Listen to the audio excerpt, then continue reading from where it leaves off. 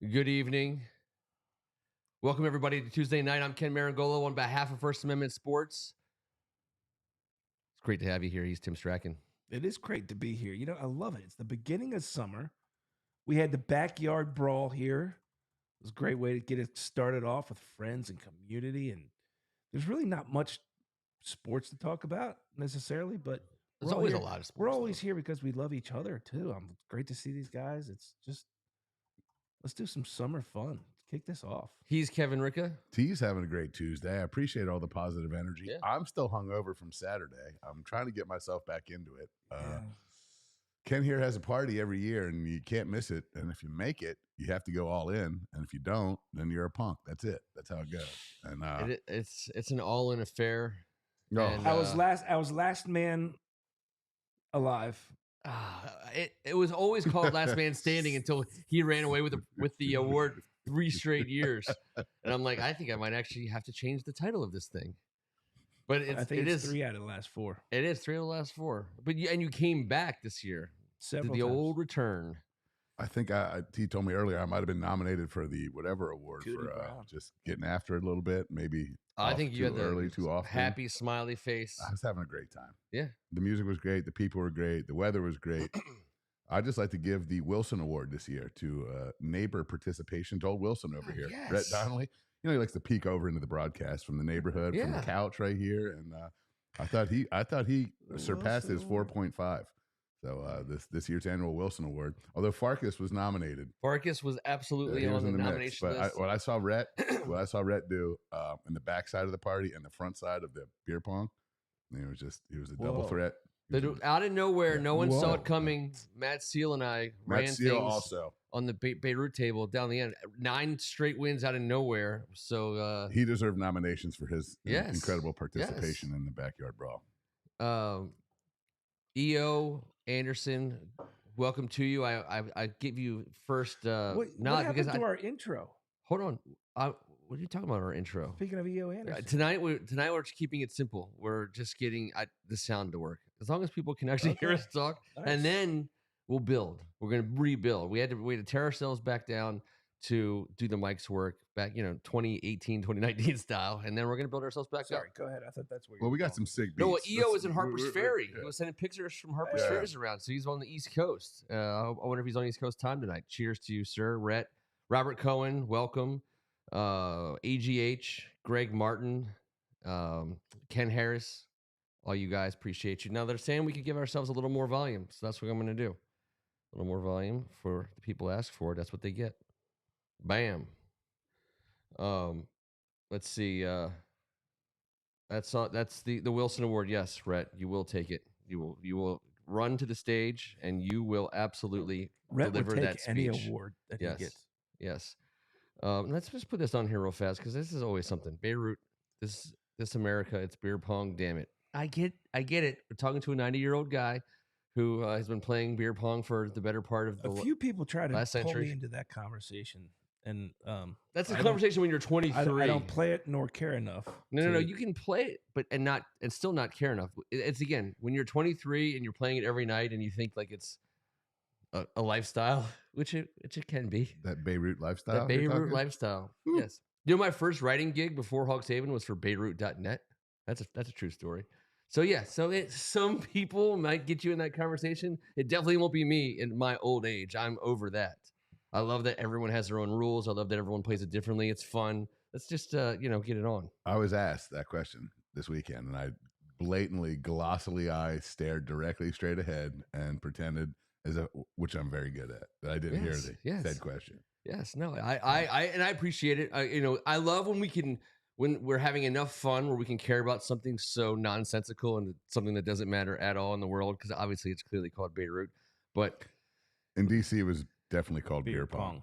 DC beer pong, that's I fine. mean, I went to grade school, high school, and college in Washington D.C., and I only heard it called beer pong. So I'm just going with that. Like what's where's it bomb- the derived bombs from? that What we- is Yeah, it? it was Bomb Beirut. So Oh. like, then Luke David was here, That and would be people terrible. from Bucknell and Dartmouth, they're like credited with creating Bomb Beirut, which was throwing balls into the cups. That was like a thing because people in the 15, 25, 30 years Literally ago, has they were using ping pong paddles. That's why that's where beer pong came from it's initially. about bombing another country. They just called it Bomb Beirut. We didn't. When it got to Loyola, the Loyola does get also credit in the story, and it was called Beirut Loyola, but it's called Beirut a lot of places. It's called beer pong a lot of places. The game is Gather mostly around the the same. fire, kids. Mostly the same. We should care more about stuff like this, and not with all the others. Oh, so EO's back west. I might actually start. I'm starting to care a little bit. I think it should be beer pong. I love it. Then we've done just enough tonight to wet your whistle. There's a committee we're going to put you on. You're going to be voted on it. Everyone has to show up and get voted on it. I just came from true. my first meeting after winning. I was going to say. Update. I won democracy last week. So he won democracy. But I don't want any more committees. Let's not plunge this political whistle all at once. Let's save a couple different blows for weeks to come. I'm going to put this Lassie up. But look, we're inverted tonight. Did you guys notice that? I didn't. Hold up. I did not totally sign inverted. Up for I didn't sign up for that. The inversion? Yeah. We're on the other side. We're on the other side. Wait, what? I just noticed that. Now Team Mom's on my forehead? Yes. Now Team Mom's on your forehead. This is a completely, totally wacky. I don't even know what's going on. I mean, we're in crazy town right now. Crazy town. That's okay. It's all good.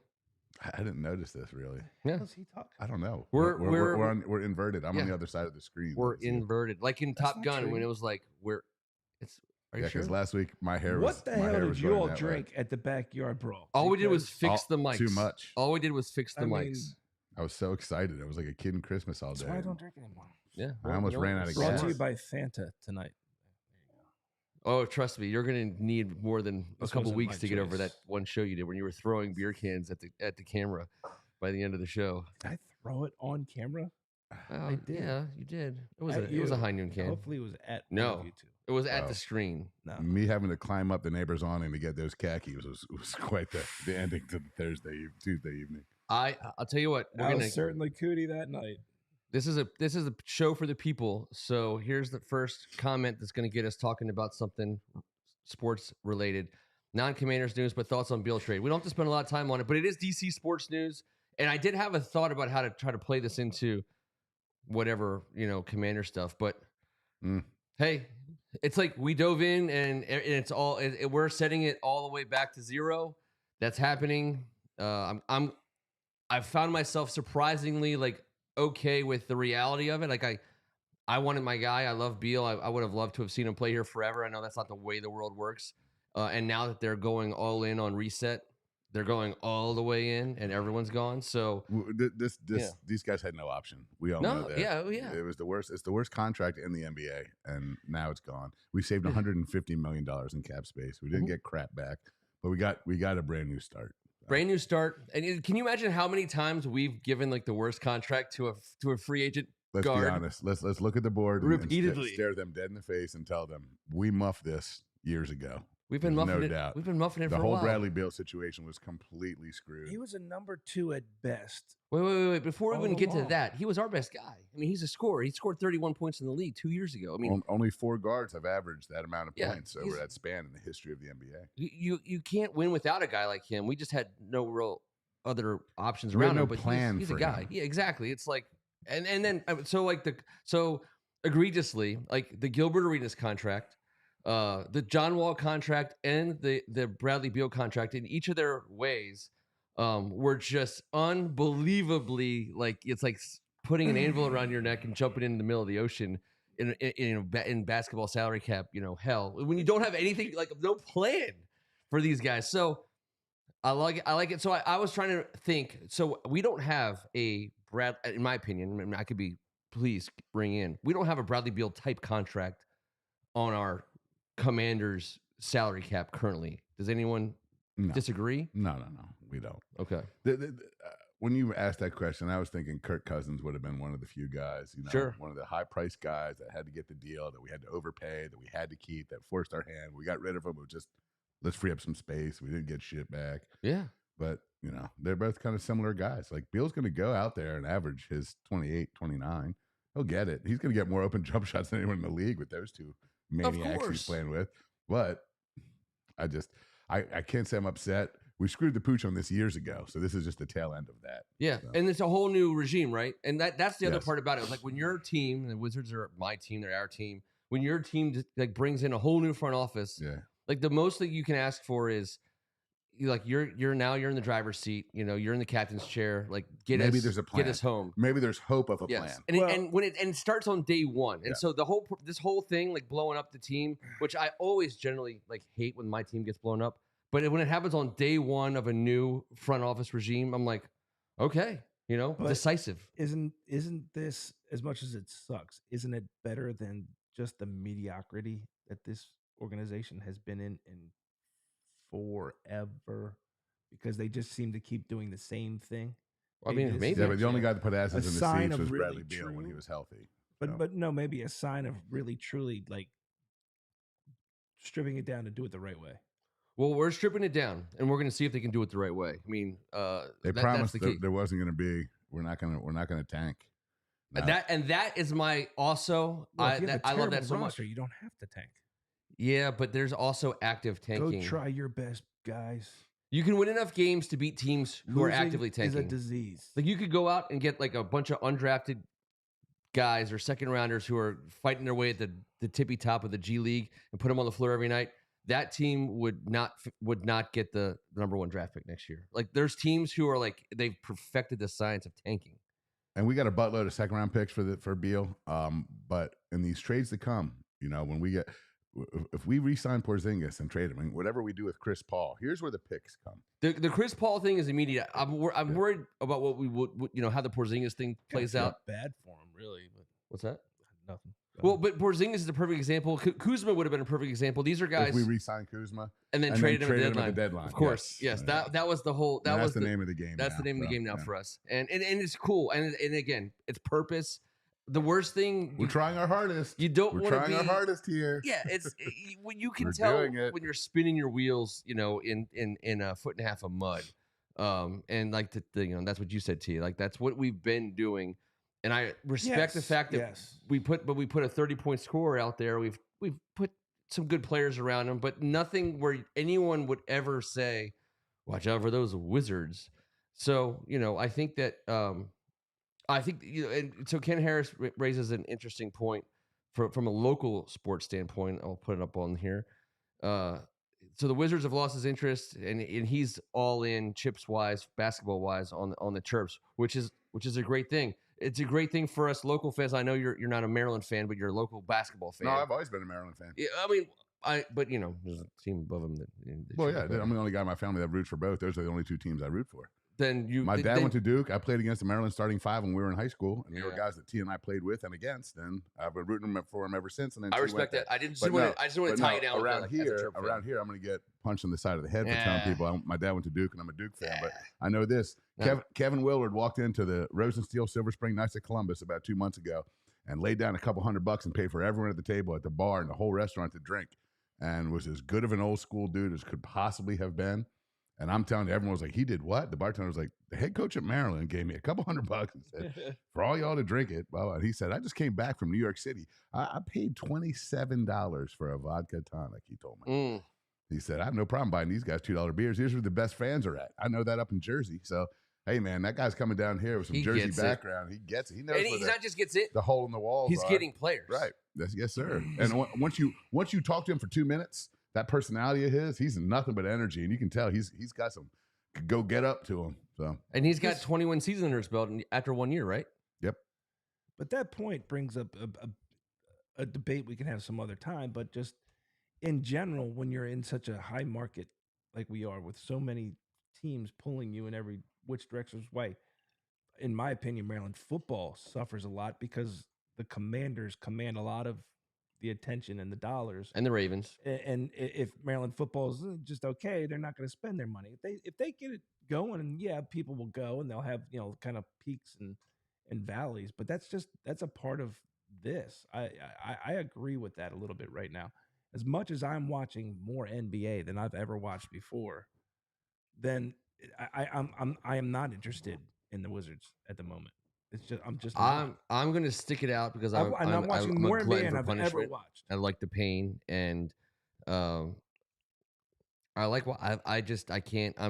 I've gotten to that point in my life where we've all been watching movies forever. There's always that guy who, like, in the scene, he's not even an important character. He's just like someone's dad or uncle, and the main character walks in like through the front door, and there's just some guy in a lazy boy slugging drinks, watching the crappiest pro team on the telly, and he doesn't want anyone talking around him while he's doing it.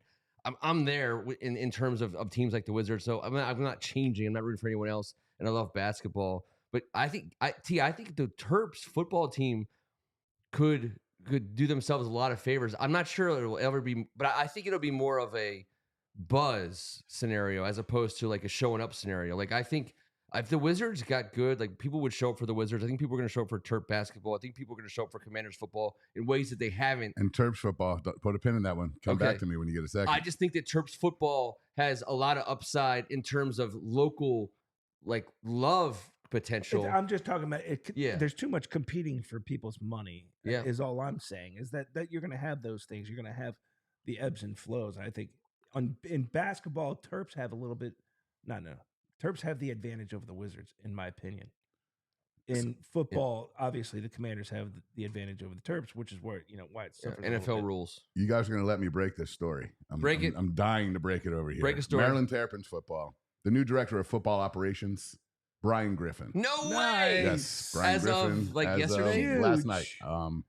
Hasn't been announced yet. I was told from the horse's mouth on a phone conversation. There you go, Ken Harris. And, that's awesome. Take it to the bank. He is going to partner up with Mike Loxley and try and take this stable of talent they've been able to recruit and see if they can get them to the next level. Former director of coaching operations at the Atlanta Falcons, former director of football operations at the IMG Academy, former athletic director for the St. John's College High School in Washington, D.C., former friend of the show, actually current friend of the show, current friend of all of ours. Moving back into town. Yes, brother. coming back home. By the way, it was perfect too because he was working for the Falcons. I hate it when you get Maryland scoop before I do. Ooh, you're so Hey, jealous. listen, You're jelly. Don't be jelly. I don't want any trouble. He's That's so the jelly only Maryland right now. scoop I could ever get. I went to the Knights of Columbus one day that Kevin Willard showed up, and Griff called to wish a happy Father's Day as he does every year. He's a kind man. So, he worked for the Falcons the 1 year when the Falcons came to FedEx, and I benefited from it. It's the only game I've gone to FedEx to watch the Commanders play in the last like 3+ years since our Mark Sanchez debacle. we've promised not to talk about it. It's a line, it's a marker, and the one reason I went is not because I was there as a paid ticket holder for Dan Snyder. I was there as a guest of the Atlanta Falcons at a FedEx Field, which I love to death. Welcome home, Griff. Yes, that's great. God, that's amazing. How cool is that? Again, man? Yeah, he gets jobs and he takes He does. them and He does. We're operating on a different level. Yes, I'm like, man, he gets the job done is what he does, and it allows him to continue to do it. And you know what? No better place for him to do it than right here at home. And a lot of those kids, not only has he been around with the St. John's guys, with the DeMatha kids that he's seen grow up and been around he's got some serious background with the kids on campus. And wait till the kids coming on campus get to know him. Quite a pro. That's going to be a big boost for the Terps. And Greg Martin has breaking news for our show as well. I'm going to put it up on here. Breaking news: Carson Wentz is the biggest fraud in the NFL. Now, he does put that in quotes, and I did put that up here for a reason. So we have the backyard brawl here in Kensington. Greg has and put it up on the board. It's called like the Blast, some kind of blast. It's an annual party, the Big Ten Blast or the Big East Blast. Okay. And it's all former coaches and players from Big East schools. His dad was a coach forever up there, and he goes every year, and he always brings back like the coolest tidbits. This one tidbit was he was there with there was a coach, and you got to name names because we know he was a coach on the Philadelphia Eagles when Carson Wentz was a Philadelphia Eagle, and Greg was on the fringes of a conversation where they're talking about blah, blah, blah, Carson Wentz. And then one guy was like, that guy's the biggest fraud in the NFL. And Greg was like, wait, say that again? You know, like, what exactly do you mean? And he was like, yeah, what the blah, blah, shit blah, blah. happened to him against Jacksonville? Yeah. He totally tricked us week one. Yes. I was fooled. And Greg was like, wait, you were a coach? You were a coach when he was an Eagle? And he was like, yes, I was a coach when he was an Eagle. Yes. That one gear down pass he had, I was like, I know. Biggest fraud in the NFL. We're going to throw that out ended there. up being his best pass of the entire year. The Big East Blast is where the old school football heads, probably a bunch of guys, I guarantee you, if you guys went into that room, you would know multiple people, probably played against multiple people in that room, coached against multiple people in that room. And college and high school sports gatherings that have happened year over year over year, they're generally going to be pretty fun times for the most part, I'm guessing. But to walk on a conversation with Carson until they Wentz, turn competitive. And well, sure, but when you get old enough, no one cares. It's like Beirut or beer pong. I don't care. Let's just throw the ball. I feel like he'd be the least fun guy in the NFL to hang out with. Me? Carson Wentz, Ken. Don't be all self. Oh, sheesh. I feel like he'd be no fun. Like not a fun. bad guy. None. But I'd rather hang out with Kirk Cousins. Come on. Carson There's Wentz. no way. There's no way. You're taking Carson over all Kirk? day. I have to. is there an option to just hang out alone? Is there an option to give yourself a frontal wedgie? Yes. He was a wide receivers coach and then the offensive coordinator in the NFL, by the way. This is the NFL guy. He was the wide receivers coach at Philly and became the offensive Peterson's coordinator. Staff. Yes. And then he was the offensive coordinator who went out of town. By the way, NES Tecmo, welcome, sir, to the show. And he's now with the Giants. Here we go. We're going to find out who this guy is. Well, I mean, the guy's right. I mean, we had to live it. That was painful. What the hell? Okay, so how about this as a transition, since we're talking about coaches in Philly and coaches in New York? I always have viewed the NFC East from the lens of, and you guys got me thinking about it, especially when you and I were talking about Joe Gibbs earlier. This, like the magic formula, obviously the show, kind of like the general theme of the show, which I think will extend multiple weeks, is the idea of like hope for playoffs. And we can attack that a variety of ways.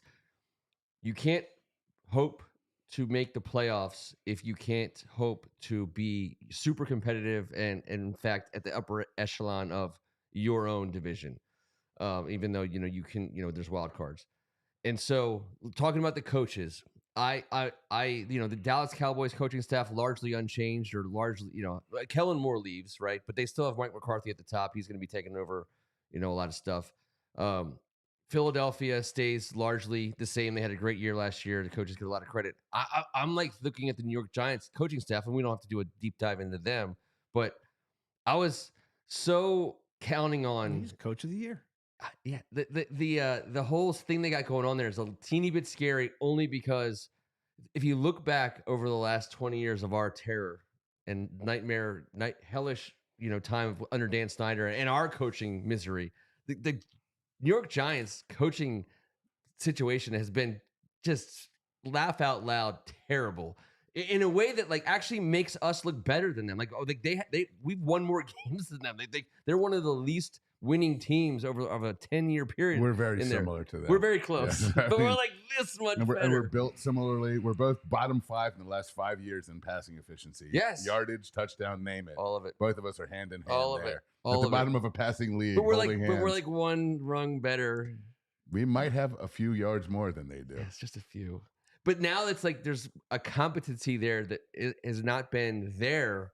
And so Brian Dable's a dick for that. Yeah, he really is. He's a super dick. Fresh kicks wearing, cool dude in He's New a York. likable guy. I know, it's the problem.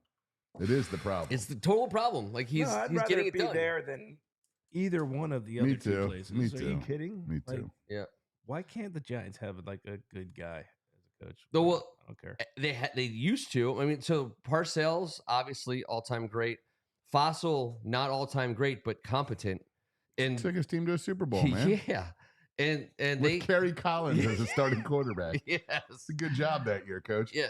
Fossil is a professional. We should have hired him when we had the chance. And although he lost to Trent Dilfer in that. Yes. It was the biggest battle of punch bowl turds ever. So I was trying to think of a positive way to spin the fact that New York Giants have a competent coaching staff. And my whole thing is, in the heyday of the NFC East, it was awesome coaches. And dude, it was the best of the best of the best of the best. I'm telling you right now, I believe, and you guys can double check on the board if you're as psycho as I am, but I think it's the Giants. Our record versus Joe Gibbs' first stint record versus Giants and the Cowboys. I think it's 12-12 in the regular season and 12. And that was his goal. And that is sick. Split. His whole thing was 3 teams were so good then. Split the NFC East. and beat the dog shit out of the Cardinals. And beat the ever-loving piss out of the Cardinals. 20-4 in those 12 years. And the Lions. When they kicked the Cardinals out of the NFC East, that was a sad day for us. We had won 20 of our last 24 against who? The team they just booted out of our conference for twice a year. That didn't help us. I always wondered why I got invited to the Arizona game. By Mr. McCarthy, always. In the Bengals game. I was always at the Cardinals game. These guys. And it was always like, Jim Hart goes down, we win again. Yes. That guy keeps getting the crap kicked out of him. And he's got a weird face mask, and we're mauling him, and he's old. Schottenheimer taking the Cowboys vertical. Can Prescott thrive in that offense? I mean, Prescott can if they give him like a couple, if they give him time, which that's going to be their issue. If their offensive line plays well, then guess what? The Dallas Cowboys are going to be pretty damn good. But if they, I mean, and that's not a given, you know, and unfortunately for, for Dak, he's not survived many seasons in this league, and he gets to wear like the salary cap anvil for the Cowboys, which is super great. And he's a super motivated guy. We know that. We appreciate Dak, even though he is one of those guys from North Texas. Not picked in the top 100 in this list. No way. Not picked in the top 100. I think that's got to be nine quarterbacks. Related. He played the whole year last year. This is right now. But now, granted, he was at like 101. He was one of the first names mentioned. Okay. But 9 quarterbacks selected ahead of him. 19 receivers. How about that stat? 17 O-linemen in that top 100. 19 receivers. That's telling you a little bit about where this league is headed. Damn near 1/5 of the best players in the world play the same position. That's kind of nuts. They're the highest paid right now. Can I ask you guys a leading question that I don't have the answer to, and I want to be able to revisit it at a later date, so I don't want to infuriate anyone. But I want to. This has just been. I'm ruminating on it. I wonder what you guys think about this. Infuriate and ruminate your ass off. Go. I'm ready to get mad. Infuriating ruminator. I just feel like I always make you guys mad when I bring stuff like this up. So many syllables that rhyme. So so competing, like, so a variety of like foundational thoughts. Running backs have the shortest careers. They're asked to do one of the hardest jobs. They tend to be smaller dudes, and they get chased out of the league pretty quickly. But the league is turning into this passing league. 19 receivers in the top 100. It's clearly about giving your quarterback 2.7 seconds so we can throw the ball at 2.1. And more often, like, even though there are traditional workhorse bell cow running backs, there's the best guys are still, or the best guys are really becoming that guy who can get you 800 to 1,000 yards receiving in addition to whatever he can get you running. And so I think that, like, well, I like the idea of I don't know if it's a new position because it's not, naming it, coming up with a new name for a position. You mean this is a football position? Are yes. we renaming? I know you hate this. I know you hate this. I know you hate this. I'm so sorry. When you start ruminating, and I'm so sorry. The muff cam starts making weird noises. And sounds. I know. Were you on the dark web again? there's got to be the next generation, which has already started. There's got to be a new position, a new title, a new responsibility, and accordingly, a new payment slot, like for the whole thing, where you're giving a guy. And the model, in my opinion, is Marshall Faulk. Now he did the dirty work with the handoffs. He got you 1,000 yards on the ground. He beat up people left and right with his brutality and physicality. So I would love to throw. And there's other guys. It's not just Marshall Faulk. He's the one who comes to mind immediately. You don't have to think too hard to understand how great he was. But isn't he a running back? So here's my point. I think beast mode is already taken as a sexual position. It is. It is. Proceed. Don't roll your eyes, T. It's true. I looked it up on Urban Dictionary. It's a fact. It is a fact, unfortunately, for everybody. So I think that I would say Marshall Faulk would have been as good of a wide receiver almost as anybody, especially in that era and in this era, which is only 20 years later, when you're getting more ticky-tack stuff. If you made him and put him in the slot, or if you put him pretty much wherever he would be, he could catch the ball, and then now he's running like a freight train through the secondary with the ball in his hands. I think you skipped over a few parts. So you got to have running backs. Obviously, you got to be able to turn the ball. You got to be able to hand the ball off to someone who can pound people. But at the end of the day, I think I'm looking at what's happening in the league. We're cutting guys like Dalvin Cook. We're cutting guys after 3 or 4 years, in their contracts. No, they're still getting jobs and they're still valuable. But isn't the league now based on like it's like Saquon Barkley? Like the whole he's going to be. By the way, that's going to help us out a lot from a Giants Redskins perspective. I'm going to let it sit and I'll come back to it or whatever. But I feel like we're at an inflection point in that exact running back wide receiver thing. Is there a question? I'm just throwing it out there. This is a basement to put ideas out there. I thought it was in the trust tree. What? In the nest. Changing the name of the running back? The slippery hoggy is available. Creating a new position. The slippery hoggy is available. Wait, so there's going to be 12 players on the field at a time? Yes, it'll feel like it, T. It will feel like it. That's slippery hoggy. Well, because if you ask someone to do it, if you had somebody who could do it, Marshall Faulk, how about this? If you had somebody who could play Marshall Faulk's position, you would run your entire offense through that player 100% of the time. And yet, in this league, that player is still called a running back. He's given less money than a wide receiver, less money than some of the top tight ends, less money than defensive players. And to me, that player, and this, by the way, goes into the economics of the league. I mean, the salary cap only goes up and up and up. Running backs are getting squunched out salary-wise. But that top Marshall Faulk type player is so important. You just want to call him athlete? No, I don't want to do that. But I understand what you're saying. I don't have answers, T. I didn't come here for answers. I just came. I thought this was a therapy session. The Spartan. Can we call him the Spartan? Yes. I liked your squiggly pig or whatever it was, the squiggly hog. Slippery hoggy. The slippery hoggy. It's available. That's the kind of innovation I'm talking about, Kevin, that comes out of your head. We'll tell everyone about the slippery hoggy as soon as possible. Oh, don't worry, guys. There's going to be 12 players now. We're going to add a slippery hoggy, and everything's going to be fine. AGH is calling it the wide back. I don't know. I mean, I think the wide back is what you were doing to me pre-show. It was. He only walked behind me 75 times. That's the nicest thing you've ever said to me, by the way. That's the biggest compliment you've ever given me. Can't wait to see the bruise I have tomorrow on my left love handle. Just that mushroom caramel shape on the lower back. I don't remember dropping a shiitake.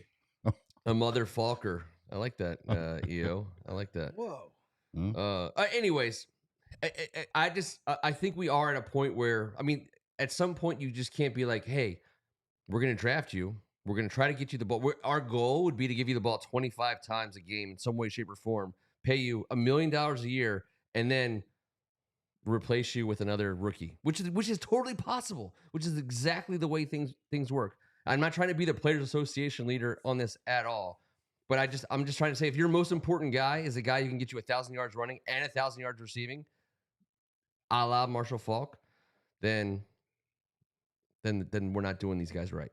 Allah. Wait a second. What are you getting? I don't know. You said L.A. You were thinking pie. You were thinking a la mode. I know your whole thing was going. I was going to throw some apple pie and some ice cream. Some creamy on there. Kevin, whipped or iced? I like you. You gave us a little bit of a hint of the creamy goodness of the show. Slippery hog. You got some factoids for us. You brought them. We don't have any graphics for them tonight. We're going to do them with everybody. We're going to take EO off the board here. We had a conversation just about, we were talking about our playoff hope, and just going back in time, and all you guys know this from the Joe Gibbs era, the first era, the golden era of Joe Gibbs, 81 to 92, 12 years. Home record was so important. We won at home, and I asked these guys, so I asked the board, and you can revisit it back. 101 games at home, including 10 playoff games. 101 total games. I want to know what our regular season record was and what our playoff record was. 10 playoff games, all at home. All Joe Gibbs, first time around, first 12 years. And those 101 games, it was just such a good time to go to the stadium. What's happened since in the Dan Snyder era, and it's made our playoff difficulties immensely hard, because if you don't win during the regular season, your playoff scenario is terrible. Yep. Usually you're not in it, which usually we weren't. But when you do make it, 1-3 in the Snyder era, and I'm just going to tell you what that one was. We're 90 and 107 at home, 1-3 in the playoffs under Daniel Snyder, and we all know how bad it felt.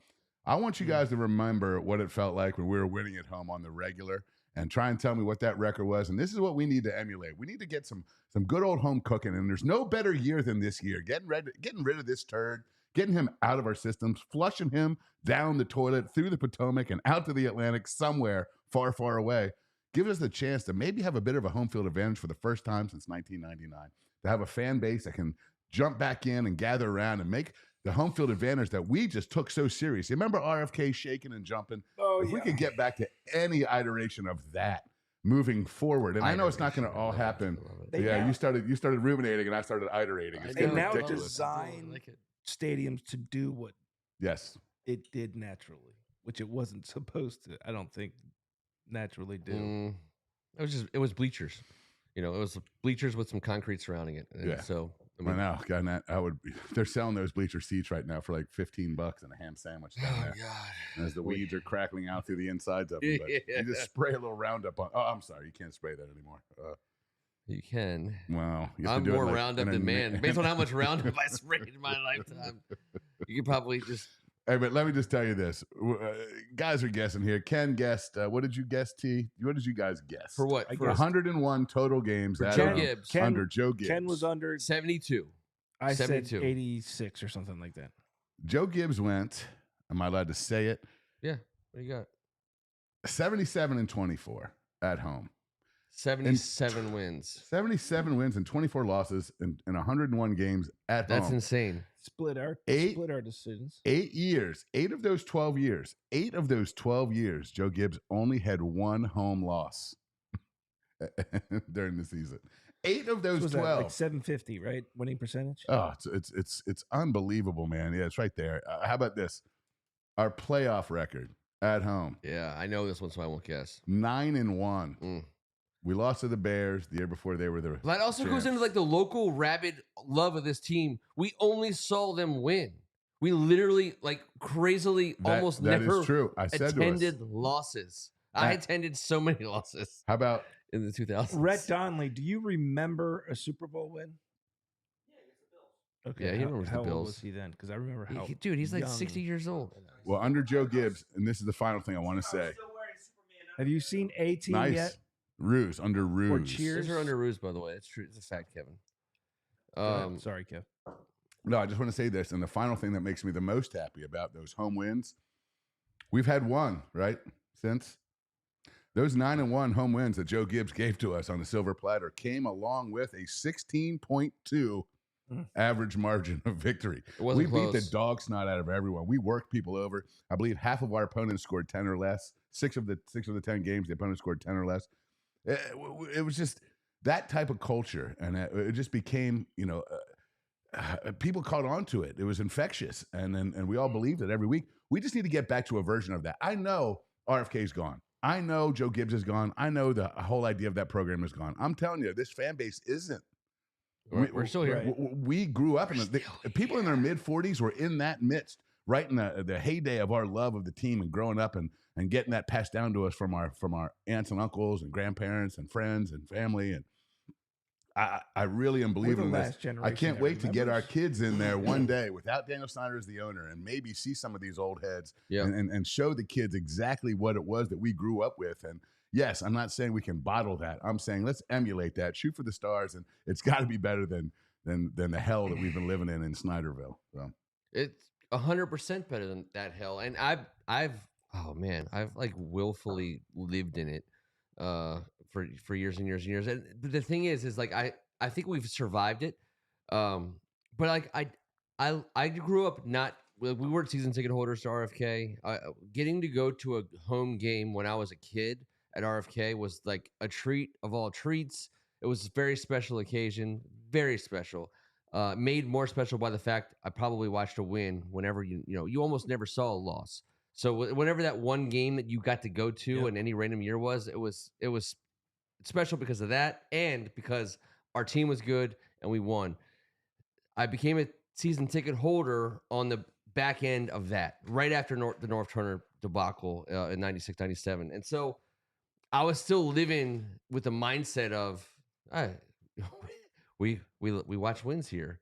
And we didn't, Kevin, because in Daniel Snyder's time, how many games did he oversee? What was our home record against in his era? that's what I'm saying. 90 and 107. That's just insane.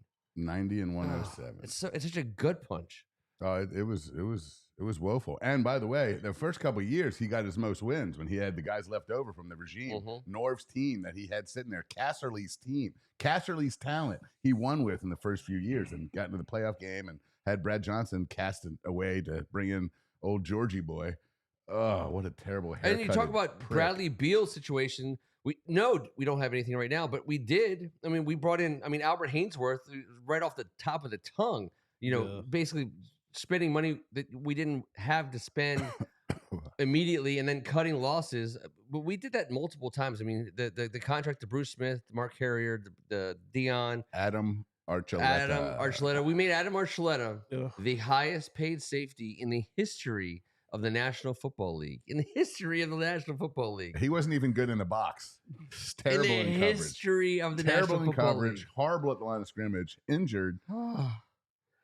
The London Fletcher signing made a lot of these things kind of neutralized, but not the big ones, not the Deions and the Bruces and the Hainsworths and the Stubblefield wasn't terrible, but it was pretty terrible. Are you talking about his body type? Big Daddy. He was an awkward Wilkinson. Yeah, he was Schmoo. We brought some players in. They were just never the right players, and it was always the wrong contract. It was just unbelievable how well they accomplished that. We said that at the time. We can say that now because that's exactly what happened. They were the wrong players.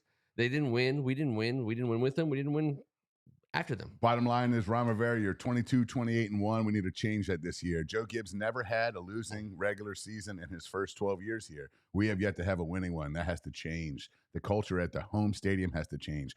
Obviously, the home stadium has to change. We all know this. If I can pull this up. If we can raise that bad boy, we would. But there it is. There's our 2023 schedule. We've got to take care of home base. We got to, man. This is a necessity in this league.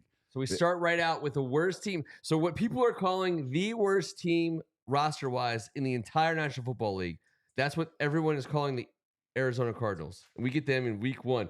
There's literally no better way to get the ship righted from a home record standpoint than saying, in the next game you play at your home field, you're going to play what is widely considered, from a consensus basis, bipartisanly, the worst roster. Their starting quarterback isn't going to be anywhere near close to the field. They're jettisoning off talent at a record pace. That's who you get. All right. Well, let me give you my final stat then, just to give you a little. Okay. We're going to be confident and positive tonight. And that's the first game. And we say every year we're going to win that game. But in years past, we have not had the capacity. We have been that team. We were just afraid to admit it to ourselves. You know what I mean? Mm-hmm. We were the worst team. We had the shittiest roster. We had the worst coaching staff. Right now, coaching staff-wise, if we're trying to make this hopeful jump into the playoffs and do something while we get there, our head coach, our D coordinator, and our offensive coordinator have combined as coordinators or head coaches for 400 victories in this league. 163 for Del Rio, 162 for Rivera, and 75 for Eric Bieniemy. That is 400 wins, 303 losses, and 3 ties with our 3 main men. That's got to be a record that we've around here for us. It commands respect in the locker room. Since the era we're talking about. If you've played 700 games in the NFL and you've won 400 of them as a staff, you are going to get respect in the locker room. And those guys are going to look. Jack Del Rio has had a top 5 defense 7 times as a coordinator or a head coach. Ron Rivera has about 5, I think, and including this year. And we all know what Bieniemy has been a part of offensively in Kansas City. I'm just saying the pieces that are in place for a coaching staff. This is a coaching staff that has tried and tested. This is not a rookie guy coming in to just try and, a buzz. This isn't a Cliff Kingsbury coming to Arizona 3 years ago. This is a team. This is a real scenario. We put it together. 700 gosh dang games in the NFL, and these guys have won 400. They have figured out a way to win over and over again. Well, let's freaking do it this year, for God's sake. We've had enough of it.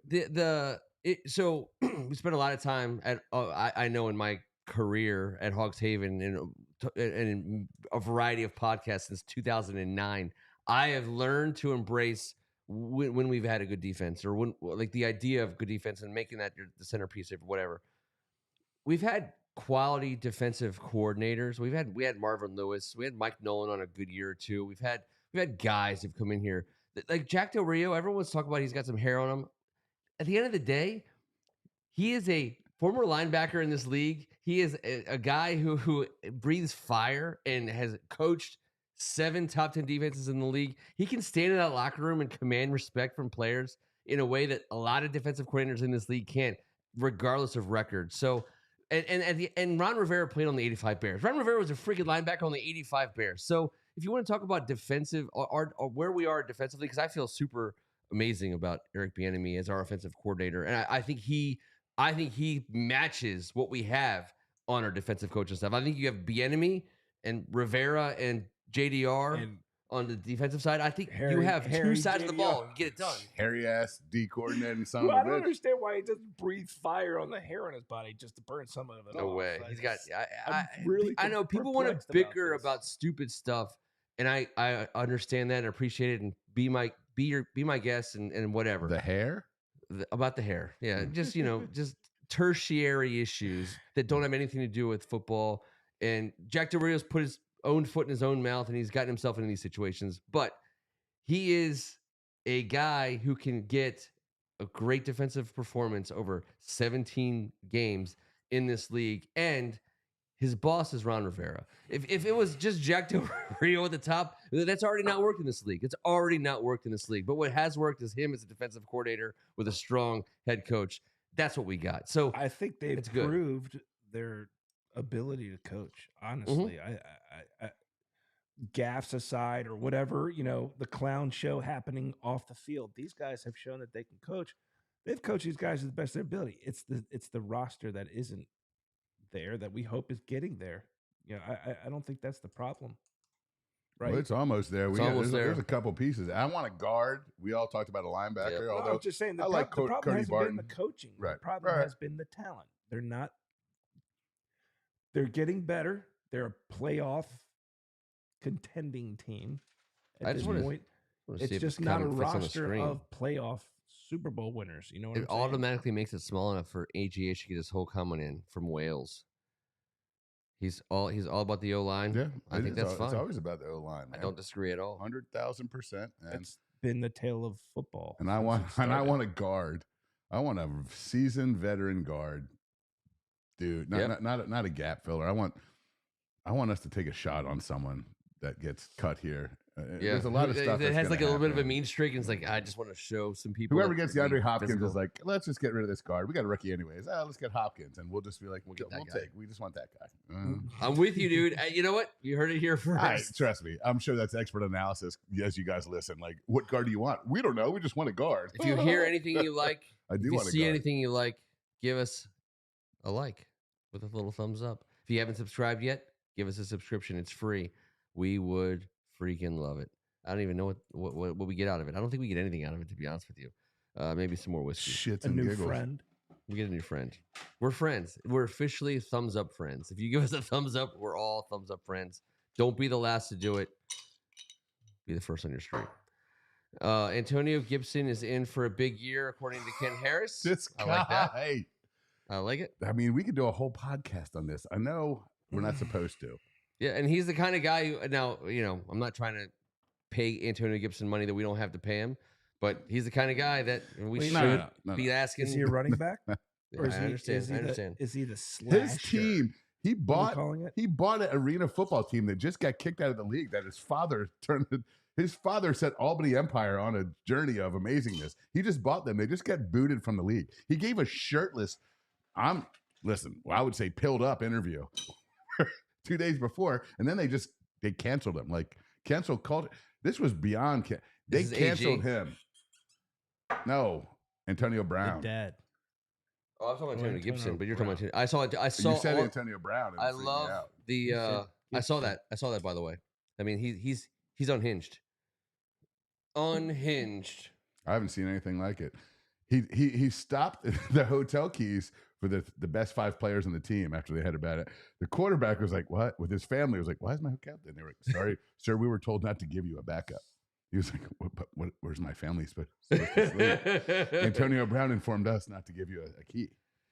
This guy's like, Oh, he won a Super Bowl there, whatever it is. Oh Lord, It's so bad. Dude. It's so bad. no, but it's not even funny sometimes. But whatever.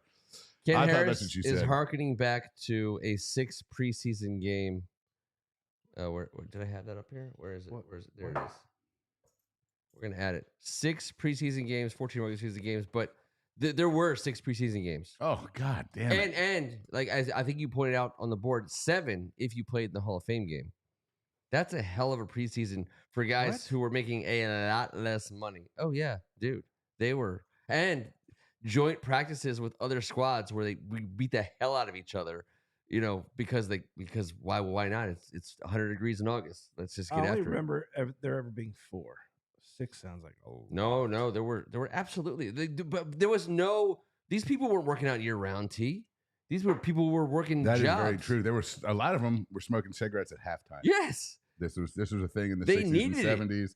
they absolutely needed the extra preseason games, and those preseason games were slobber knockers. I mean, just bringing 100 guys in and just saying, and whoever survives might have a chance to make the team. I want to say in that movie Invincible, they had more than 4 preseason games because I watched it recently. I didn't. I love that movie. Sorry, the only Philadelphia medium I have ever enjoyed viewing. Damn you, Marky Mark. I'm not sure how many Philadelphia guys went to Loyola, but that last sentence could be judged or countered. A lot of Philadelphia guys went to Loyola. So I think you're lying. I think you're lying. A lot. All right, let's get into the second half of our show. How about the next fifth? The thirsty portion? The thirsty portion. We said and at the same time as doing our draft this week, we need to determine our draft for next week. So this week's draft is going to be summer cocktails. We're about to get that started. Now we got a list of draft ideas for next week. Does anybody have any preferences? Board, I throw it out to you. Throughout the entirety of this draft, I encourage you, please ring in. What shall we draft next week? I would like to put in there greatest athlete / characters. I don't mean that they actually acted. Yeah. Just like the Clinton Portises of the world. All Athletes that just popped into my head for down the road, not for this week. I could be. No, that's a chew on it. That one gets beaten around a little bit. Greatest athlete characters. And I know what you're talking about. It just reminded me of it. Dude smoking cigarettes at halftime of NFL football games. And Vlade Divac just ripping a heater outside the gym before he goes back in for a 10, 11, and 9 point almost triple-double. Like dudes like that. I mean, we could do something like, I'm trying to think like of iconic NFL moments, which could be encapsulated by, pictures that we've all seen. Like that, Y.A. Tittle with the blood running down his head, with his helmet off. The like Len Dawson smoking a cigarette on the sidelines during the Super Bowl. I want to include some of these ABA guys and some of the guys that were, Mark Fidrich, the Bird, who pitched a complete game no-hitter on acid. I think that was pretty interesting. I mean, now they're saying it probably was a performance enhancer, based on what we're learning about acid. Well, let's get after it. Why? Let's get after acid. Let's go. I mean, after stracking to a beer can at the monitor 2 weeks ago, I figured we'll just have a pre 4th of July fireworks. It's the only way to make the NFL anymore. Well, does anyone else have any ideas? You're basically saying if you want to play in the league, you're gonna have to drop some serious tabs of acid, and then let the chips fall where they may. I don't think. Although Hollywood Henderson had a pretty good Super Bowl run. With a little vial of that, a little bag of whiff in his there you go. His thigh pocket. The whiff. Summer cocktails. We're gonna go to our official draft overlay. It looks like this. TGIT. Summer cocktails draft. Now I've prepared. Let's go back to us. I've prepared a board full of summer cocktails. Now I don't know that they'll all be drafted, but I tried to pre-select which ones I thought everyone would take. Blow pops are not summer cocktails. That's not true.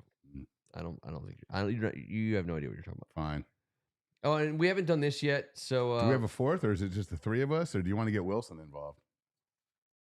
We get Wilson involved. Wilson award winner? No, I don't think he's got it. I don't think he's not a summer cocktail. He just drinks IPAs. Bud Light Lime is his answer, but we're not going to do Bud Light Lime. It's the wrong answer. All right, here we go. First pick goes to Kevin Ricka. Second pick goes to T. Strachan. I gave myself the first pick last week. I'll give myself the last pick this week. We're going to go in order, and we're going to start, and I'm going to go back to the board now. Hey, if you guys pick one I picked, I'll go to the overlay. Number one All right. in the hood. Number one in the hood, specifically in the hood, the night before summer's eve, if you will. Mhm. That was a terrible segue. Did you ever have that not so fresh feeling? It's a brand new day. What? This is a great moment between all of us. It could happen. All It can right. happen to all of us. It can I happen to you. apologize. I've been drinking. And we're doing a drinking draft, and I just Exactly. summer's eve the shit out of it. That's allowed. That's totally allowed. What a dush. Sorry. What a That's mush. sin. Here we go. As a Maryland man and a lover of tasty deliciousness, it's an easy first round draft choice for me. It's the Orange Crush, gentlemen. Oh, all right. We're My going number to the one overlay. pick is the Orange Crush for my summertime All right. cocktail draft. Let's put it on the board. And there it is. It goes in that slot. And we got a little bit of a checkerboard here. T, number 2. So I was Orange Crush would have been my first pick summer, as well. hot. I need something really cold, really Okay. delicious. This is my personal favorite, the pina colada. Oh, I got it. It's going to come in right there, bottom left. You If put the this was a game of lime in the memory, coconut at some and point, shake it all I'd love to up. play a game of memory with you guys. We'll just, I'll have them all uncovered. I'm going to fucking lose. Sorry. Orange Crushes and Pina Coladas are off the Tuesday board. night 10:30 memory games don't really work out great for me, but I'm telling you right now, a little cream of coconut, some pineapple juice, Yes, a little yes. squish of lime, some ice. There ain't nothing wrong with a pina colada. I All had right. one on. I I had one on tried. Father's Day. I to be only fair. put ones here that would be ones that I've drank, so I didn't do anything crazy. That's what I did. And there's a couple ones that I got to the end where I'm like, I've had that before. So and Pina Orange Crush was my number 1, and Pina Colada was not in my top 3. But I'll have to go with my to finish off. Where is it? There it is. Here we go. Transfusion. It's going to go right away in the first round. I'm going to back that up with another tall drink of non-water in the summer, which I very much appreciate. Now, I didn't have a picture for this that would adequately capture what the drink was, so it's going to put a picture of the man. The old John Daly. It's just an Arnold Palmer with vodka. I love lemonade and iced tea, and if you could turn it into a summer cocktail, I mean, that kind of is a It's no-brainer. delicious. I get confused by the transfusion, but the John Daly, tremendous. The John Daly. I mean, Arnold. I would have just said Arnold Palmer, but Yeah. there's no booze in it. But John like, Daly is classic. It is. It's Yeah. a great one. so we're done. We're coming back through UT.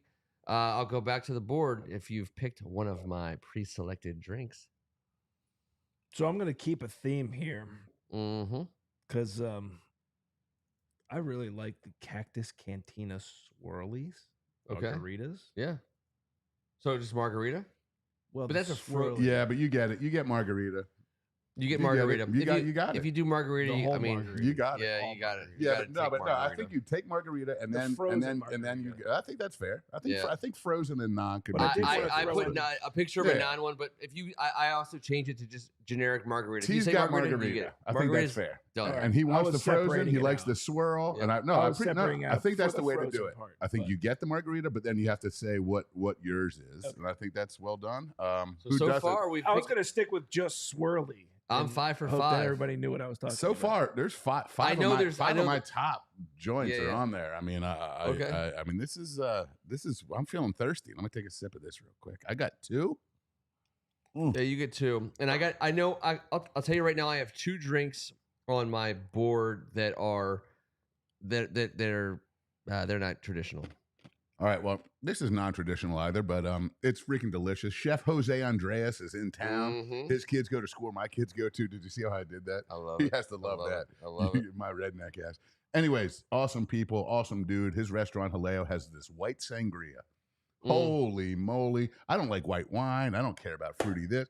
This that's- white sangria, Yep. liquor Quarente Trace. It's got Ooh, you even give a us little, an accent. a little, Accente. a little sparkling white wine. Oh, dude, I throw a little vodka in there. It is badass. Chop up some peaches, strawberries. Have Okay. at it. Fantastic. Little All right. white sangria from old Chef Jose. And my first pick of the third round.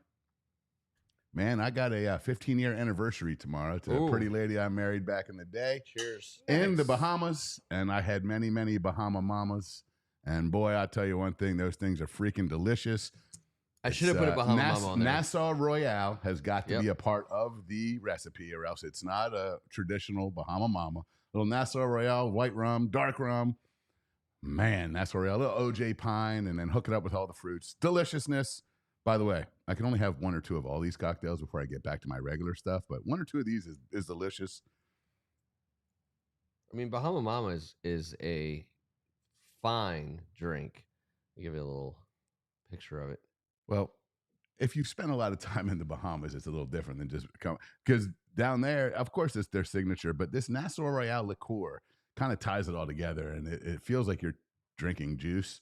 And next thing you know, you're surfing, but they don't even have waves down there, so it's kind of strange. There it is. Yeah, man. The Bahama Mama. Delicious.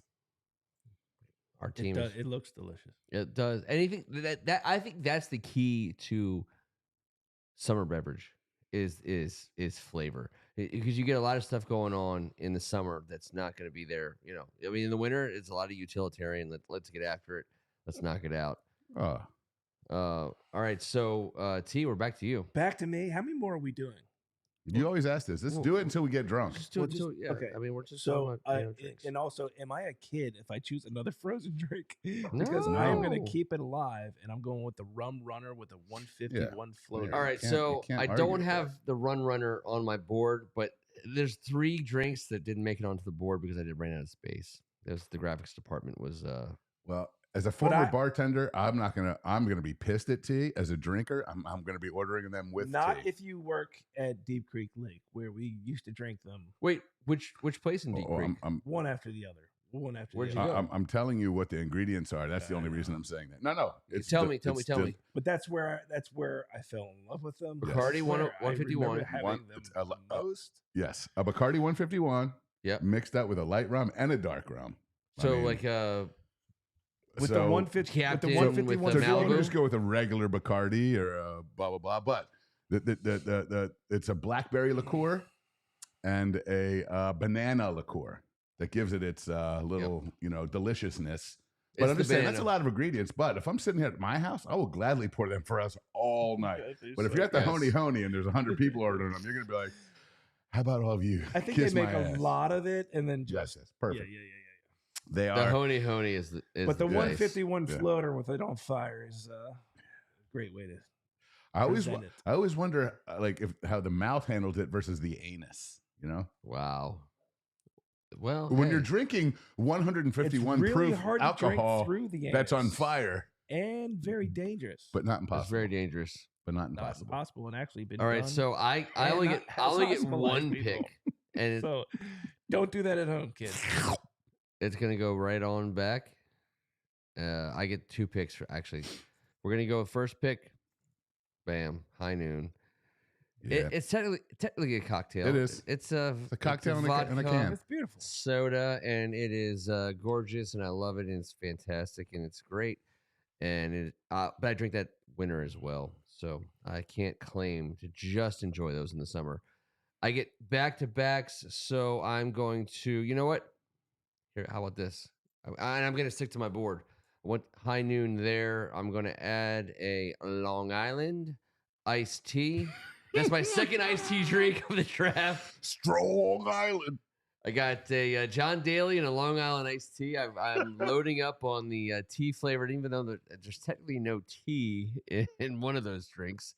But It's like five different liquors and a Long Island iced tea. You just pour them all, man. And if anyone Right. questions it, you just Yeah, look so them dead in Kev- the eye and say, "What did I miss?" And they're like, I don't know. when you dump the bottles down, triple sec, rum, vodka, Gin. and gin. And then what's the liqueur? What's the 5th? Well, you can do the black, but I just do that. I just do a lot of soda water. I mean, a lot of sour and cola. And Okay. Make everyone feel happy with a little bit. I didn't know there was and gin I'll in add there. a little Sprite just to give it a little bubble, whatever. Yeah, at you the gotta top. give it some Sprite, bubble. Sprite always works on the top of anything. But yeah, when you grab the bottles and you let it rip, you just got to go for it. At the end, it tastes similar to something that's going to get you banged up. And you love it. You love it. T, what do you got? I'm going to go with one that you guys do not, I guarantee, do not have on your list, although you may have some variation of it. This is something I've started drinking recently, and I'm Oh, going God. to give Fanta? credit 2. Yeah, that's true. I'm going to give credit to the Avenue for the Maryland Moscow Mule. Oh, which I is didn't put a mule on the board. Mule, I got a mule. but instead of vodka, it's made with Sagamore rye. Sure. Shout out to Senor Plank. All right. Okay. All right. KR, I should say. So Okay. I was just making sure with Tim Walsh that was the right way to present it. It was from the Avenue. So there's a beginning of a summer evening and there's a beginning of a summer day, and I'm going to take them both by the horns right here. And my first drink off the beach after a long day with the kids and the heat, all those stresses of just chilling out on the beach for 7 hours. It's not easy. Any No type one of can do it. citrus straight martini, lemon, orange, lime, but a straight martini right to the face off the beach, just to make sure you're getting into that mode. that happy hour. You're off the beach mode. Off the beach. Time to cook some stuff up. Let's get ready. Yeah, you're gonna be on the deck outside. Let's go. Totally acceptable. Let's go. I don't drink a lot. I don't drink on the beach. I chill on the beach. I do my reading. I don't do a lot of beach No drinking. high noons ever. I don't, but I Really? get home at like 4 from the Yeah. beach. I don't stay at the beach until 8. I'll get back for the magic hour sometimes with I'm the going to drink the in beach in hand. the summer. I'll confirm. But it. yes, That's sure not. amazing. So We're martini drinking at 4 before o'clock. 4. I don't. What I else don't. do you do? Well, here's why. Oh, okay. Well, here's why, gentlemen, because I don't go to bed early on those 4 o'clock starts. Understood. Usually after midnight when I get to bed. But the first thing I love to do, especially on the weekend at the beach, that Bloody Mary with that lemon juice. Okay. I did not put a A Bloody Mary on lemon, there. a light. This is year round.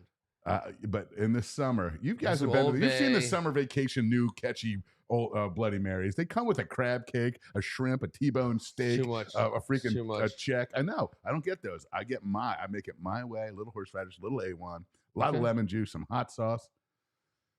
V8, little clamato. Stir it all up.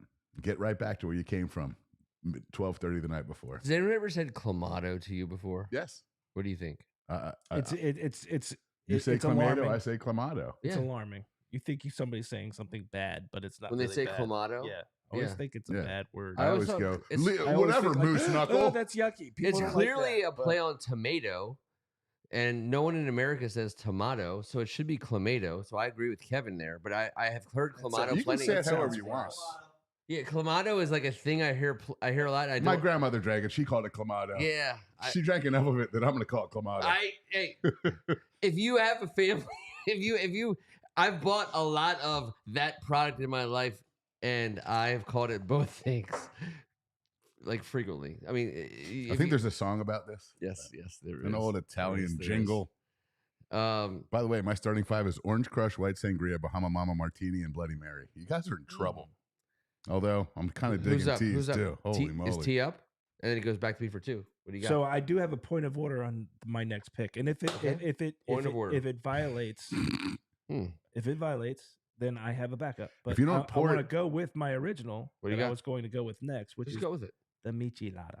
I don't Yeah, even know what that is. delicious. But is that okay? Because Michelada? he just I took. don't know. So what that's it's not. He doesn't even know what it is. I don't- So, yeah, That's not yes. considered Bloody Mary. No, that's a beer. So that's something totally the different. michelada. What- is The a- what is it? michelada What is is a michelada? Bloody Mary with beer Yeah. Okay. instead of, and it, because my wife, being the Mexican that she is just, and I think they're delicious. They're delicious. I actually What is it? prefer them over It's the beer Bloody and Mary. clamato or beer and Yeah, V8. it's Is it a a beer and a Bloody Mary with spicy beer. tomato But juice? no As vodka? opposed to no vodka. Instead, how about it's a bloody with beer? Some people call it a red eye.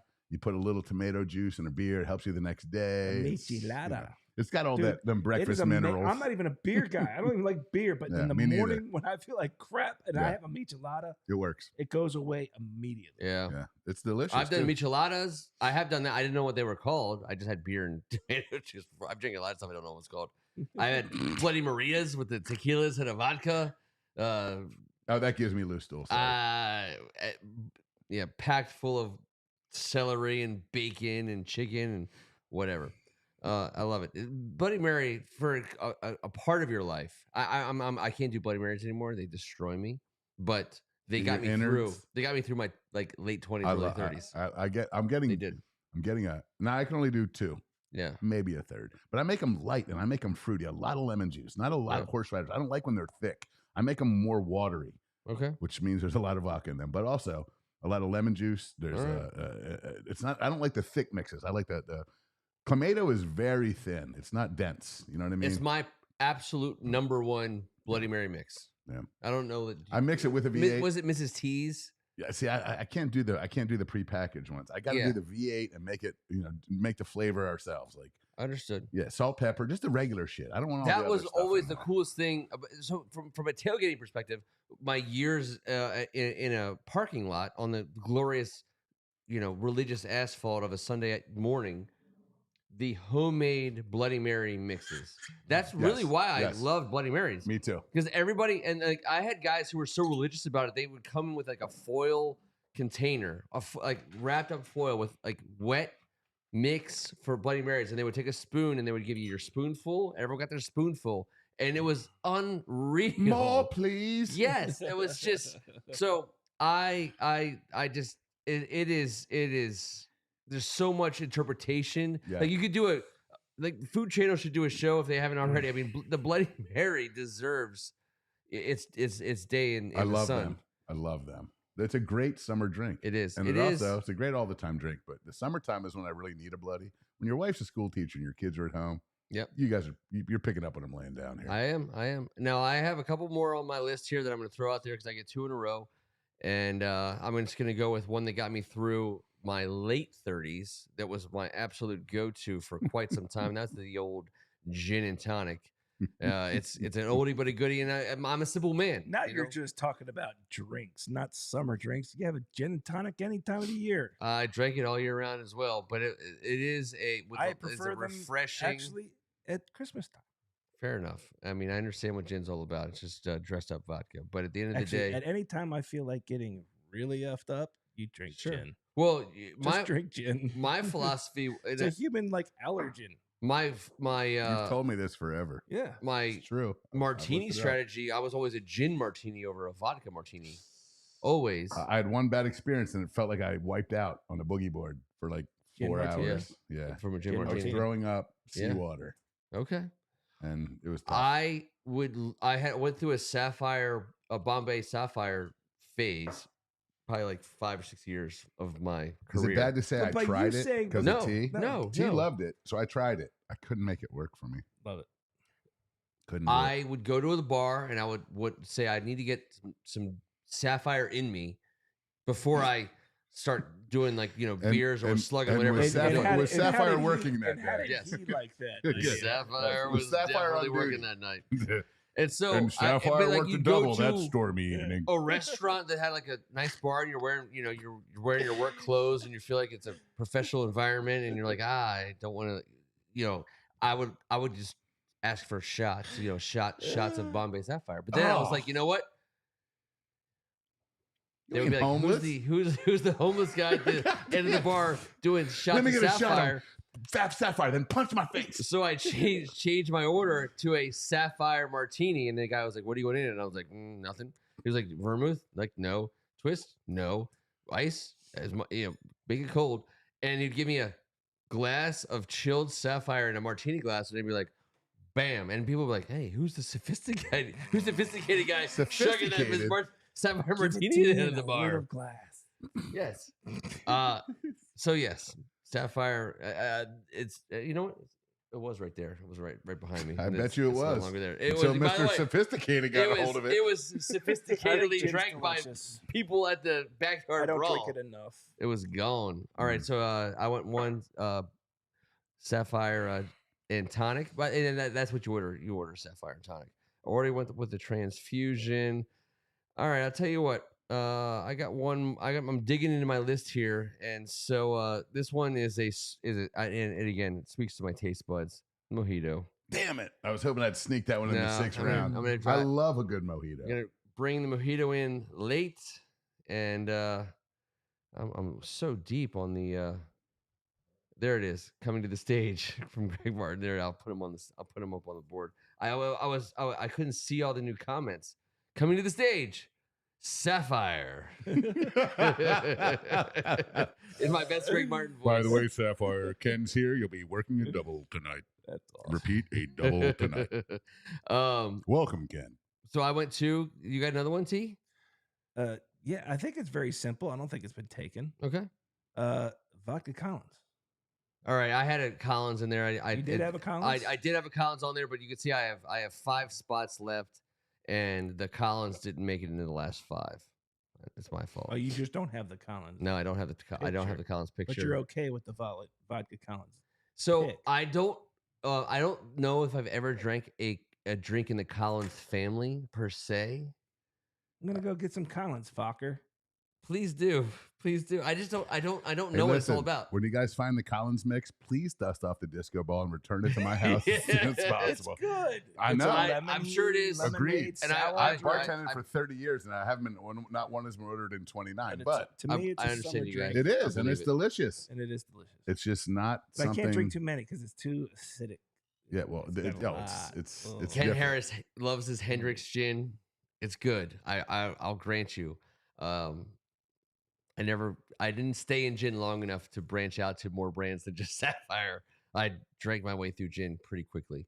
It's what De Niro drank on the Fockers. Come on. I know, but gin became a thing that just wasn't palatable on a long scale basis.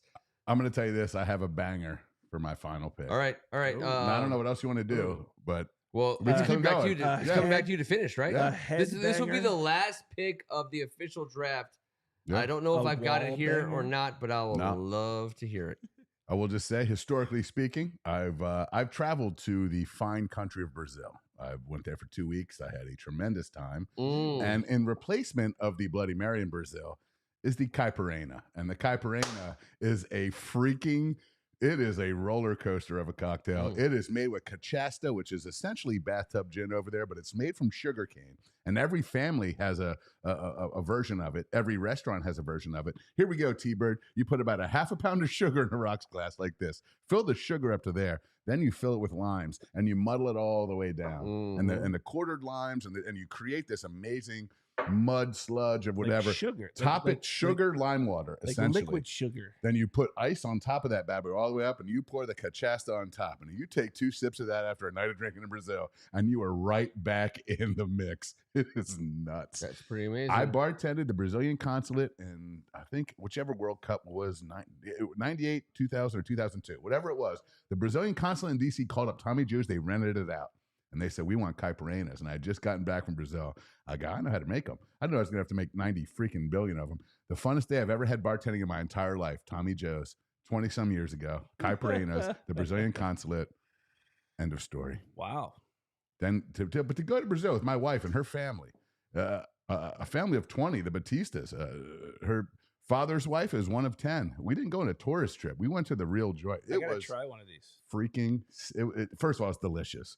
You try 2 of them and you better clear your schedule for the next 3 days because that amount of sugar, that brings that hangover right back. But if you got a chance to have a Caipirinha somewhere, not some BS place in a Brazilian joint, go ahead and get it done. Cachaça. A one shot of cachaça, that'll put hairs on any part of you. How about some honorable mentions? Like, what do you feel about limoncello? Delicious. I can It's only do 1 or delicious. 2. It's I like a it nice in order. summer after. Like really, really chilled. All right, let's go to the overlay. Oh yeah. I'll give you who we left off the board. All right. And these are drinks that I thought might be drafted, but they weren't. And I certainly didn't draft them. But how about this one? We got the Paloma. I just said Paloma right here, undrafted. Yep. It's a good drink, man. a good Margarita with grapefruit juice instead of sour. The mix. grapefruit juice is the star of the Paloma, Yeah. and I'm not a grapefruit juice guy. I just thought someone was Yeah. going to pick it. I threw this one down. It's a banana rum old fashioned. Now, banana rum, you mentioned it for the rum punch. The banana For the liqueur, swirl. The banana liqueur, the rum. banana- The rum Yeah. It's a summer flavor. Absolute. So old Absolutely. fashioned is not a summer drink, but a banana rum old fashioned, you get that summer injection. Bananas. This That one Gwen Stefani injection. I drink every Christmas Eve of the Eve. So it's a Is winter that a drink for me. nog? That's a Mai Tai. Oh, they're delicious. Kevin Mai Walsh is a Tai big Mai Tai is guy. amazing. Mai Tais get it done. So I've got Mai Tai and Paloma on my board still. All And right. I'm not sure there's not much left. All right, so this one I was just thinking. don't drink them enough. I thought T I was going to pick guess. this one. One Mai Tai is enough. Frosé.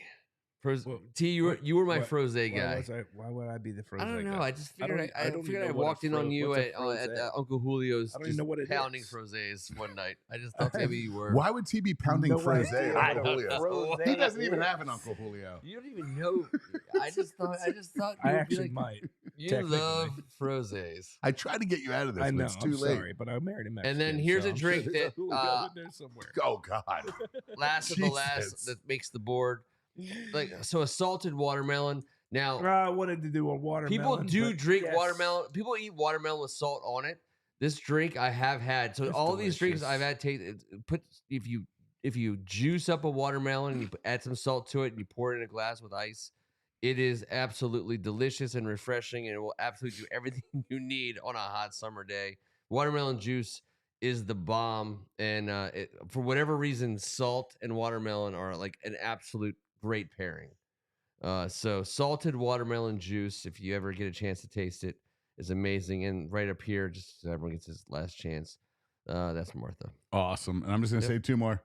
The Black Eyed Susan, guys. For sure. I don't particularly love them, but it's a state drink. Well, milk is our state drink, and Orange Crush is our real state drink. But it is. the Black Eyed Susan is a I don't know, one of those ones I had to put on there. Anyone have Mudslide on there? Oh, I love mudslide. Yeah, I mean, frozen drinks, and I It mean, would go well with yeah. my kids menu. and then AGH is giving us a hard time because daiquiris didn't make the I have list. daiquiris. The next thing I was going Yeah. to say, next Yep. to my Lynchburg lemonade. Oh, well, so if I was going to do Lynchburg lemonade, I mean, I'll tell you right now, it would be a bottle of Mike's Lynchburg. Was it Mike's? Mine's going to be a Jack Daniels with some nice, someone's grandma made the lemonade. Let me just, I'm going to be in a rocking chair, Not something bought in inside a tank top, Virginia. free balling with some sandals on a nice oh, it's the Jack. It sprinkly is the Jack. afternoon. So if I just do this. Well, Lynchburg is kind of a Jack Daniels based scenario. Bam. All right. Just going to throw this up there because actually, of all the things that I spent time drinking before I. Oh, no, we're not going to do that one. We're going to do this one. I would say this was probably one of the first things Oh yeah. I drank. Oh, in high school. Yeah, Yeah, me too. Lynchburg lemonade. At Deep Creek Lake, at the Angles, they had like Did 3 you step, cases of Did them. you step it up to Zima after that? Bro, those were serious. I'm sorry. At 17 years old, Lynchburg lemonade 18, was. I was not a Zima fan, No, never. but It was malt liquor. now here's the problem I have with this They're picture. delicious. That's a 6-pack, and they were sold in 4-packs around here because I remember. Yeah, I do remember. That they're was delicious. completely They're true. Don't get me wrong, they're But delicious. no, but the next day they were wow. Lynchburg lemonade was absolutely Edgar Roush, my The best friend in acidity. high school and Ugh. in life, stocked them like it was like toilet Well, paper. you don't get to be It a was best never friend gonna for run out. nothing. It was never going to run out of that. It's good. Yeah, and also since it was Jack, it was a theme because the first thing I ever got drunk off of was Jack Daniel's whiskey in his basement, and In Jack Then do you Daniel's remember the basement? series? just Jack Daniels. Do you remember the series? It was Lynchburg Lemonade, Yes, Tennessee Tea. yes, John Daly. No, but there's a Long Island iced tea? No, but there's a fruit punch. There was a Jack Daniel's fruit punch. Oh, for sure. The red one. yes. yes. Oh, yeah. Hell I remember. yes. I was like, Hell yes. Delicious. I don't know if I should be drinking this. You know what? We're gonna have it for next week because we just have to. I've actually had the Jack Daniel's Coke too in a can. It's delicious. Really? I want someone out there to tell me about the Jameson in a can. Haven't heard of that one. Oh, the Jameson and Cran, Jameson Ginger. They're selling it like in a can, like High Noons. Wow. Now, obviously, we're know. not going to do it in the summertime, but they had some recently, and there wasn't a big I don't know. push. Jack and Coke on a freaking hot day is delicious. I agree. I'll tell you what. In Charleston, South Carolina, there's a chain of barbecue joints called the Home Base Barbecue, and their signature drink is a frozen Irish coffee, and it is the absolute most amazing thing I've ever had. So I've tried it. I and know. I've never really gotten. It's hard. It's I've tried to make impossibly it. hard. I've done it's it like so 10 hard, times. dude. Dude, How did so you is come so up many short? people, dude. You just They need- always talk about it. Yeah. There's like 30 ingredients Yeah. to like make it perfect, and no one can ever like but everyone gets It's drunk always- Are you trying. trying to do it like latte style, like with like I mean, it's dude. I'm it just is- trying to make it taste delicious. frozen It is- style? Or I'm telling just you, oh god, it is so good. It's so good. Frozen. Frozen Irish 100%. coffee. So shade, like almost like a shaved frozen. But Yeah, but exactly, I there's don't know like- if it should be the ice should be all Slurpee-ish or should the ice should be ice. No, it's like a iced milk. coffee. It comes out as a So, milkshake. Yeah, and then that's the problem because I don't want it to come out as a milkshake. but it's not. But it's still a drink. So like a mudslide. Okay, so it's, Spike. when I say milkshake, I'm overstepping things. It's not an ice cream drink. right. It comes out as it's so smooth. It's not like a slush Like puppy an from Irish from the coffee. IGA Yes, highs of yes, our yes, youth, yes. or Slurpees for that matter. It is just a pure. It is like literally. It's like a coffee. It's that dark. It would be like a mudslide. It would be, but it's not. I know. It's not that I know, creamy. I know. It's not that creamy. And that coffee. It's not it's just so- coffee flavor. It's actual No. coffee. There's like It's like a Red Bull Vietnamese vodka. You're like thing That involved in it. sounds awesome. Dude. that Vietnamese. It's that, so that, good. That tea. That Yes. sweet tea. That, Yes. Yeah. I know what you're talking about. They- It's almost like a nog. It's like a. Yeah. Dude, it's so so I understand exactly like the pain people go through to try to recreate that I just thought situation. it would be cool It's to have the an Irish best. coffee in the summer. It's one of my favorite drinks. I had one on Father's Day to extend my night by an hour. Yes. To doesn't do 4 great. p.m. Well, my sister made homemade whipped cream. Every time she does that, her and I have the same recipe. I need to put it on something. Yep. And why not put it on hot Speaking of chocolatey whipped cream. coffee deliciousness? The Speaking thing I of wanted cream, to bring to the party you didn't have on Memorial Day. I like. I'm having a 4th of July party. Everyone's Is- invited. Is okay. Then I'm gonna bring it. The creamsicle, orange creamsicle. On the 4th of It's- July, that Tuesday. It's like I'm not gonna remember it all, but it's Cool Whip vodka with like marshmallow vodka with some Oh, yeah, orange liqueur, and then It tastes just like it. you put a dollop of vanilla ice cream in the cup instead of ice, and you pour it over that, and it's just it sounds Okay. awesome. Yeah, and it tastes exactly like a creamsicle. I've had a version of it at a taste test for who sells that whipped cream vodka. I don't know. The company that sells it that was here for a while. They're like a mid-level. They crushed it for a while, and they're still around with the whipped cream. Like a 3 olives. It Not was ready just like whip? that. No, it wasn't like that. It was just like a 3 olives. They made their bones on the whipped cream vodka. Okay. Pinnacle.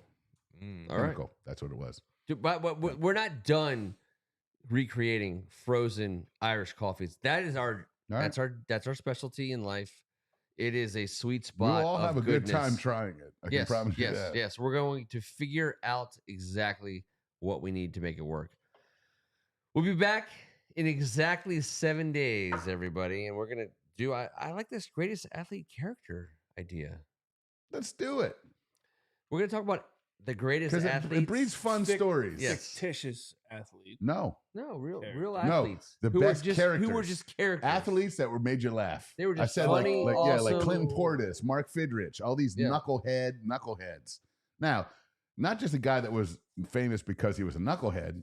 I'm talking about like some of these athletes that had some great personality. Let's I mean, there's some dudes Got out it. there, Yeah. man. We got Yeah. a lot of dudes. Don't start naming names. Don't say Rhett. nothing, Rhett. Don't say anything yet, Don't Rhett. say Rhett from Wake Forest. Rhett the gets other draft Wake from picks. Rhett Forest, or the other Rhett from Wake Forest. Now he's gonna get at least 1 second round pick from the Beal trade. Red is from in the I in the read that. athletes I with read characters. Yes. He I gets read one. that. He gets one. I think Ken Harris is gonna get one. Greg Martin for his love at the end of this thing is definitely gonna get one. We're gonna give everybody on the board one You pick get one. for every round. You get one. Greatest athletes that just made it happen for you, that you followed, you love their personality, you Personality. love their character, you loved what they Yes. brought over and above their athletic prowess. He's Tim Strachan over here this time on the screen. I don't know if that is the same for everybody. Oh, by the way, I appreciate you not sneezing during tonight's episode. I know. Don't jinx it. Every Don't once, jinx it. every once in a while. I can work one up if I can look. All right. For some reason, I'm really thirsty, so I'm going to make it quick. Appreciate it. Looking forward to next week, guys. He's Kevin Ricka. That was awesome. Thanks for hanging in there with us. I'm looking forward to next week too. Let's talk about some characters out there. I can't wait to hear some of the guys the board love. Early pick in for AGH is George Best. I know we weren't all going to pick him. We're gonna let that be the first preamble. Yeah. To the teaser, to the draft build up. Awesome. Thank you guys so much for hanging out with us on a Tuesday night. I'm Ken Marangolo. This is Thank God It's Tuesday on behalf of First Amendment Sports. Thank you so much for hanging out with us on a Tuesday night. Subscribe, like, come back next week. We'll be there. Thanks, guys. We're still live. Later.